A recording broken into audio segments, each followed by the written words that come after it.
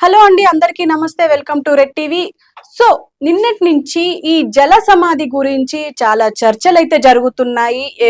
ఆధ్యాత్మికంగా గానీ అంటే ఏదో ఒక రకంగా అయితే ఖచ్చితంగా దీని మీద మంచి విశ్లేషణ అయితే జరుగుతుంది. అసలు జల సమాధి అంటే ఏంటి, అసలు చెయ్యొచ్చా చెయ్యరాదా అని చెప్పేసి మాట్లాడుతున్నారు. ఎందుకంటే నిన్న అంటే మనం జల సమాధి గురించి మాట్లాడుకున్నాం. సత్యేంద్రనాథ్ దాస్ అంటే ప్రధాన అర్చకులు అయోధ్య మందిరంలో అలాంటి పెద్దాయన్ని అలా జల సమాధి చేయొచ్చా, బ్రాహ్మణ పద్ధతిలో ఇది ఉందా అని చెప్పేసి మనం కొంతమందితో మాట్లాడే ప్రయత్నం చేసినాం. అయితే దీని గురించి ఈ రోజు కూడా మనతో పాటు ఆధ్యాత్మికవేత్త అఘోరా వైఎస్ బాలకృష్ణ గారు ఉన్నారు. ఆయనతో కూడా మాట్లాడే ప్రయత్నం చేద్దాం. అసలు ఆయన ఏమంటారు, అసలు ఇది ఉందా, అసలు జల సమాధి అంటే ఏంటి, జల సమాధి అవ్వొచ్చా లేదా? ఎందుకంటే మనం రాములు అండ్ సీత జల సమాధి అయ్యారు అని చెప్పేసి మాట్లాడుకున్నారు అండ్ ఉంది కూడా పురాణాల్లో. మరి ఇలాంటి సమయంలో ఈ జల సమాధి చెయ్యొద్దు అని చెప్పేసి కొంతమంది మాట్లాడుతున్నారు, చెయ్యొచ్చు, ఇది పద్ధతే, కొంతమందికి ఇది ఉంటుంది అని చెప్పేసి కూడా మాట్లాడుతున్నారు. అయితే దీని అంతటిని అంటే ఈ సందిగ్ధాన్ని, ఈ సందేహాలను తీర్చడానికి మనతో పాటు వైఎస్ బాలకృష్ణ గారు ఉన్నారు. ఆయనతో మాట్లాడే ప్రయత్నం చేద్దాం. గురువు గారు, మీరు చెప్పండి, ఈ జల సమాధి అంటే ఏంది? ఫస్ట్ ఈ జల సమాధి ఇప్పుడు మనం నిన్నటి నుంచి ఇదే చర్చ జరుగుతుంది. అయితే ఈ జల సమాధి సత్యేంద్రనాథ్ దాస్ గారికి ఇది జరిగింది, అది తప్పు అని చెప్పేసి కొంతమంది అంటున్నారు. కానీ కొంతమంది అంటే కరెక్టే, ఇది పద్ధతే అని చెప్పేసి మాట్లాడుతున్నారు. మీరేమంటారు? అసలు జల సమాధి చెయ్యొచ్చా? అసలు జల సమాధి గురించి మీరేం చెప్తారు? జన్మనిచ్చిన తల్లిదండ్రులకు నమస్కరిస్తూ, అమ్మా మీరు జల సమాధి అని అన్నారు. ఇప్పుడు కొన్ని మతాల వారికి కొన్ని సాంప్రదాయాలు ఉంటాయి. సాధువులు, మఠాధిపతులు వీళ్ళందరూ కూడా ఆ బ్రహ్మచర్యంతో ఉంటారు. ఆ తర్వాత వాళ్ళు కాలం చేసిన తర్వాత జల సమాధి చేస్తారు. చెయ్యరు అనేటువంటి దానికి, అది చెయ్యకూడదు అంటానికి కూడా తప్పు అనేటువంటిది పట్టలేము. ఎక్కడో దాకా ఎందుకమ్మా, ఉదాహరణకి వారణాసి గురించి తీసుకుంటే పసిపిల్లలు చనిపోతే వాళ్ళని మామూలుగా మన సాంప్రదాయం ప్రకారం ఎవరైనా చనిపోతే బ్రహ్మచారులు గాని పిల్లలు గాని పూడ్చిపెడతాం. అలా కాకుండా వారణాసిలో ఏంటంటే పసిపిల్లలు ఇలా చనిపోతే వాళ్ళని బండకి కట్టేసి జలంలో వదిలేస్తారు. ఈ సాంప్రదాయం ఇప్పటిది కాదమ్మా, ఎప్పటి నుంచో ఉంది. స్వరూపానంద గారు కూడా జల సమాధి చేశారు. ఎక్కడ చేశారో కూడా గుర్తులేదు నాకు. ఆ తర్వాత ఋషికేశ్లో నిర్వాణానంద మహారాజు గారిని కూడా జల సమాధి చేశారు. 20 ఏళ్ల క్రితం వారణాసిలో ఒక సన్యాసి కాలం చేస్తే ఆ కపాల మోక్షం కోసం ఆయన నెత్తి మీద కొబ్బరికాయలు కొట్టి ఆయన్ని తీసుకొని బండకి కట్టేసి జల సమాధి చేశారు గంగలో. నేను కూడా కొబ్బరికాయ కొట్టినటువంటి వాడినే. ఇంకా ఉదాహరణ చెప్పాలంటే పద్మపురాణంలో ప్రత్యేకంగా రాసింది, శ్రీరామచంద్రుల వారు సరయూ నదిలో ప్రవేశించారు అని. అంటే జల సమాధి చెందారనే కదా అర్థం. అవునండి.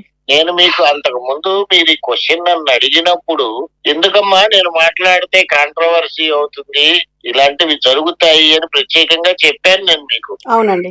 కాకపోతే ఇక్కడ ఒక చిన్న తప్పు ఏం జరిగిందంటే, ఆ సాధువుని జల సమాధి చేసేటప్పుడు ఏ బండకో కట్టేసి జల సమాధి చేస్తే బాగుండేది, అలా తోసేయటం కరెక్ట్ కాదు అని నేను అభిప్రాయపడుతున్నాను అంతే.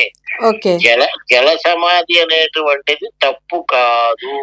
సరే గురువు గారు, అయితే ఈ జల సమాధికి అంటే ఆచరించాల్సిన పద్ధతులు ఏమైనా ఉన్నాయి అంటారా? జల సమాధికి ఆచరించాల్సిన పద్ధతులే కాదమ్మా. అస్ఖలిత బ్రహ్మచారి, సాధువులు, సంతులు, మహంతులు. ఇంకా పచ్చిగా ఒక చిన్న ఉదాహరణ చెప్తాను. అఘోరాలలో ఎవరన్నా చనిపోతే వాళ్ళని అసలు ముందర సమాధి చెయ్యరు, ఏమీ చేయరు. తీసుకెళ్ళి ఒక ఇసుక నది ఒడ్డున వదిలేస్తారు. అలాగా కొద్ది రోజులు తర్వాత ఏం చేస్తారనేది తర్వాత విషయం. ఇలాంటి సాంప్రదాయాలు ఉన్నాయి, లేవు అనేటువంటిది కాదు. కాకపోతే ఏంటయ్యా అంటే, అక్కడి దాకా ఎందుకమ్మా, నీరు కలుషితం అవుతుంది అనే ఒక పాయింట్ మీరు ఎవరో ఒకళ్ళు రేస్ చేసి ఉంటారు. అవునండి. కృష్ణా నదిలో కానీ విజయవాడ దగ్గర ఉన్నటువంటి కృష్ణా నదిలో గాని, వారణాసిలో ఉండేటువంటి గంగా నదిలో గాని రోజు కొన్ని వేల కోట్ల అస్థికలు నిమజ్జనం అవుతున్నాయి. మరి కలుషితం అవునా నీరు? అవునండి, పాయింటే. ఇలాంటివి ఏంటంటే ఈ చెప్పేది కరెక్ట్ గా ఇన్ఫర్మేషన్ ఇస్తే బాగుంటుంది. ఆయన ఎవరో నిన్న మీ ఛానల్లో చెప్పారు, దహనం చేస్తూ సగం కాలిన శవాన్ని తోచేస్తారు గంగలో అని. మరి సగం కాలిన శవాన్ని తోసేస్తారు గంగలో అన్నప్పుడు మరి అది జల సమాధి కాదా? అవుతుందండి. మరి ఎందుకు తోసేస్తున్నారు? ఇది వరకు ఎప్పుడో 25 ఏళ్ల క్రితం తోసేసేవాళ్ళు. ఎందుకలా? అదొక సాటిస్ఫాక్షన్ అనుకో, గంగా నదిలో మా ఇది వెళ్ళిపోతుంది అనో ఏదో అనేక రీజన్స్ చెప్పుకోవచ్చు. ఇప్పుడు అసలు అలాంటివి లేవు. తోసేయటాలు గాని చేయటం గాని అలాంటివి లేవు. జల సమాధి అనేటువంటిది ఖచ్చితంగా ఉంది. అసలు దీని వల్ల అంటే ఈ జల సమాధి సాధన వల్ల ఏమైనా ప్రయోజనాలు ఉంటాయంటారా? జల సమాధి అంటే అది సంస్కృత పదం అమ్మా. జల సమాధి, జలము అంటే నీరు, సమాధి అంటే నిశ్చల స్థితిలో ఉన్నటువంటిది. ఆత్మ బాడీ నుంచి వేరేటప్పుడు నిశ్చలంగా ఉంటుంది. ఆ నిశ్చల స్థితి జలంలో కూడా దొరుకుతుంది అనే ఉద్దేశంతో జల సమాధి చేస్తారు. అది సాంప్రదాయం, ఇది రీజన్ కాదు, అది సాంప్రదాయం. పెద్ద పెద్ద మహంతులు కూడా అక్కడ దాకా ఎందుకమ్మా. ఉదాహరణకి ఇప్పుడు మనకి ఇంకో విధంగా చెప్పాలంటే, ఇప్పుడు వారి తండ్రి గారి సమాధి ఇప్పటికీ ఉంది, సమాధి ఉంది, అయోధ్యలోనే ఉంది. అది ఎవరికి తెలియదు అసలు ఉందని కూడా. అది ఫస్ట్ నేను చూపించింది కూడా నేనే మీడియాకి ఎప్పుడో 5 ఏళ్ల క్రితమే చూపించాను. ఇలా చాలా ఉంటాయమ్మా. ఇంకా మీకు వారణాసిలో సాధు సంతుల గురించి చెప్పాలన్నా కూడా ఇక్కడ ఏ సాధువు గాని ఏ మహంతులు గాని పొరపాటున కాలం చేసినా వాళ్ళని జల సమాధే చేస్తారు. పూడ్చిపెట్టడం అలాంటిది ఉండదు. మన వైపు ఏంటంటే ఒక కానీ మాకు నిన్న రేజ్ అయిన క్వశ్చన్ ఏంటంటే, బ్రాహ్మణులకి ఇది అసలు ఈ పద్ధతే లేదు అని చెప్పేసి అన్నారు కొంతమంది. దీని గురించి మీరేం చెప్తారు? నేను బ్రాహ్మణుల గురించి మాట్లాడట్లేదు కదమ్మా. సాధువులు, యోగులు వాళ్ళ గురించి మాట్లాడుతున్నాను నేను. అస్కలిత బ్రహ్మచారులు వాళ్ళ గురించి మాట్లాడుతున్నా. ఇప్పుడు మీరు బ్రాహ్మణులు అన్నారు కదా, ఏ కులం వాళ్ళైనా ఇక్కడ వారణాసిలో పసిపిల్లలు చనిపోతే బండకి కట్టేసి గంగలో వదిలేస్తారమ్మా. ఇవన్నీ ఎన్నో రకరకాల సాంప్రదాయాలు ఉన్నాయి. వీటన్నిటినీ కూడా మనం ఖచ్చితంగా కొన్నిటిని గౌరవించాలి కూడా. ఇప్పుడు ఇందాక చెప్పినట్టు పద్మ పురాణం దీని ప్రకారం శ్రీరామచంద్రుల వారు సరయూ నదిలో లీనమయ్యారు. లీనమవటం అంటే ఏంటి? అవతారం చాలించారు అని అనాలి. మనం మాట్లాడుకోవాలంటే అవతారం చాలించారు అంటే ఈ అవతారం ముగిస్తేనే కదా ఇంకో అవతారానికి వెళ్ళేది. అంటే ఈయన కూడా జల సమాధి అయినట్టే కదా. అవునండి. ఇలా చెప్పుకుని పోతే రకరకాలు ఉంటాయేమో. ఏదైనప్పటికీ నా దృష్టిలో అయితే తప్పు కాదు. అక్కడ తప్పు జరిగింది ఒక్కటే ఏంటయ్యా అంటే, ఆయన బండకి కట్టేసి వదిలేసినట్టుంటే పోయి ఉండేది. అలా ఆయనతో పాటు అంటే మనం వీడియోలో చూస్తే మనకు వీడియో ప్లే అవుతుంది, ఆ వీడియోలో మాత్రం అలా లేదండి. ఏంటంటే అంటే ఏదో ఆయన బిలాంగింగ్స్ అంటే ఆయనకు సంబంధించిన వస్తువులు ఆయనతో పాటు కట్టి వేసినట్టు కనిపించింది. బండకి కట్టలేదమ్మా. బండకి కట్టలేదండి. బండకి కట్టి అంత తొందరగా అసలు బండకి కట్టి ఎందుకు వేయాలంటారు? ఆ బండకి కట్టి ఎందుకు వేయాలంటే శరీరం నీటిలోకి వెళ్ళిన తర్వాత ఉబ్బి పైకి లేస్తుంది. ఓకే అండి.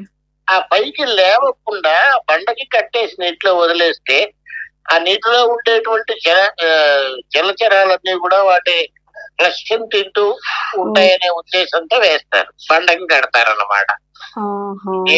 ఏది ఏమైనప్పటికీ నా దృష్టిలో అయితే అది తప్పు కాదు. ఓకే గురుగారు. కొంతమంది విమర్శించకపోయినా నాకు అభ్యంతరం లేదు, కానీ నా దృష్టిలో అయితే తప్పే కాదు. ఓకే గురుగారు, ధన్యవాదాలు. ఓకే అమ్మా, మనం సిద్ధరేస్తాం. సో చూసారు కదా, అంటే జల సమాధి అనేది ఎప్పటి నుంచో అంటే పూర్వకాలం నుంచి ఉన్నదే అని చెప్పేసి అంటున్నారు. పద్మ పురాణంలో కూడా రాముల వారు ఆయన శరీరాన్ని చాలించడానికి సరయు నదిలోకి వెళ్లారు అని చెప్పేసి అంటున్నారు. ఏదేమైనా నిన్న జరిగిన అంటే మనం చర్చించిన విషయం ఏంటి అంటే జల సమాధి చేయడం అంటే సత్యేంద్రనాథ్ దాస్ ని జల సమాధి చేయడం కరెక్ట్ అవునా కాదా అంటే ఖచ్చితంగా మనకు మిక్స్డ్ ఒపీనియన్ వచ్చింది నిన్న మాత్రం. కానీ ఇవాళ అది కరెక్టే, పద్ధతే, యోగులకు ఇది జరుగుతుంది. ఎప్పుడు అంటే వారణాసిలో అయితే అక్కడ ఎవరైనా చనిపోతే ఖచ్చితంగా ఇలాంటిదే జరుగుతుంది అని చెప్పేసి అంటున్నారు. ఏదేమైనా వైఎస్ బాలకృష్ణ గారు చెప్తున్నట్టు ఇది కరెక్ట్ అయిన పద్ధతే అని చెప్పేసి ఆయన